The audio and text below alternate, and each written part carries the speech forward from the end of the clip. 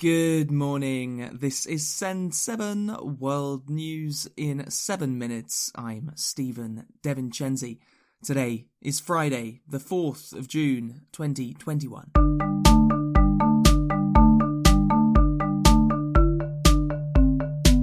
Starting in Asia today, in Israel, opponents of Prime Minister Benjamin Netanyahu have agreed to form a unity government. The right-wing Yamina party of Naftali Bennett has agreed to join 7 other parties to form a coalition. Netanyahu has called the new coalition left-wing and dangerous. Before taking office, the coalition must pass a vote in the Knesset. This could also be the first time in decades that an Arab-Israeli party is part of the government. Arab Israelis make up around 20% of Israel's population. In Iran, investigations are continuing after the biggest ship in Iran's navy sank. On Wednesday, the Karg ship caught fire and sank despite more than 20 hours of operations trying to save it. All crew were successfully evacuated. Sri Lanka has also suffered a sinking ship. The Express Pearl from Singapore has been on fire for nearly 2 weeks and is now partially sunk. For the last few days, the Sri Lankan Navy has been collecting millions of tiny plastic pellets that have floated towards Sri Lanka's capital, Colombo. Sri Lanka is preparing for a potential oil spill.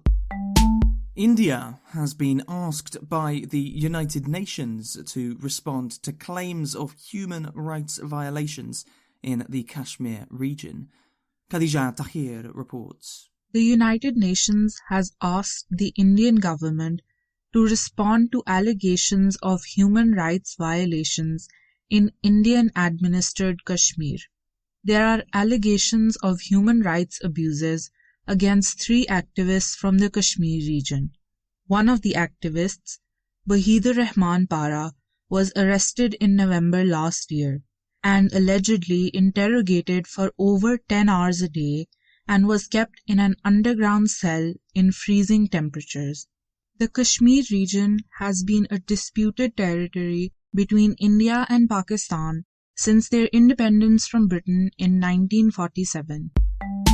Japan is expected to have a snap election before the end of the year, according to Japanese media. Prime Minister Yoshihide Suga is expected to call an election after the Olympic Games, which most Japanese people want to be cancelled or delayed. Europe. In Romania, the capital city Budapest has renamed some streets to protest against a proposed Chinese university campus. Opinion polls have shown that most residents of Budapest are against the plan, and Liberal Mayor Cristina Barányi says that the Chinese private university goes against Hungarian taxpayers' interests. The area around the proposed campus now includes Free Hong Kong Road, Dalai Lama Road, and Uyghur Martyrs Road, a reference to the internment camps in China's Xinjiang province that the United States describes as genocide. In Bulgaria, the owner of a sunflower oil factory is suing the United States military after soldiers entered his property last month. During an international training exercise held in Romania, Estonia and Bulgaria, US soldiers simulated taking the factory under their control. They believed that they were in a different building. The US Embassy in Bulgaria has apologised.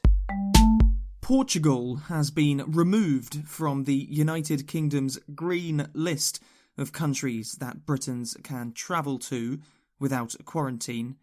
Portugal's foreign ministry described the decision as unfathomable. The UK's Travel Secretary Grant Shapps said that the UK was taking a safety-first approach. In the end, we've seen two things really which have caused concern.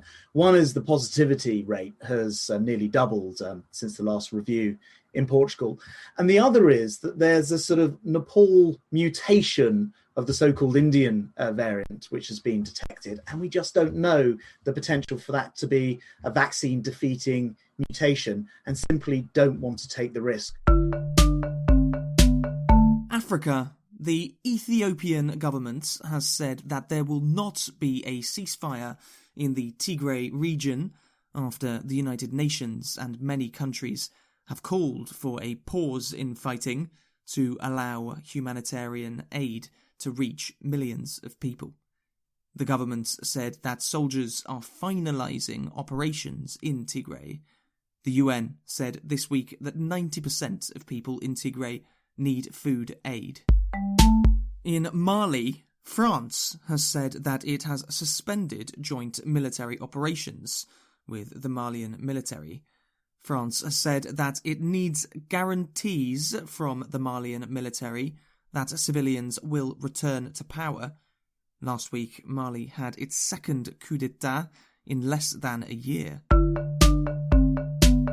America's Peru is voting in the second round of its presidential election on Sunday.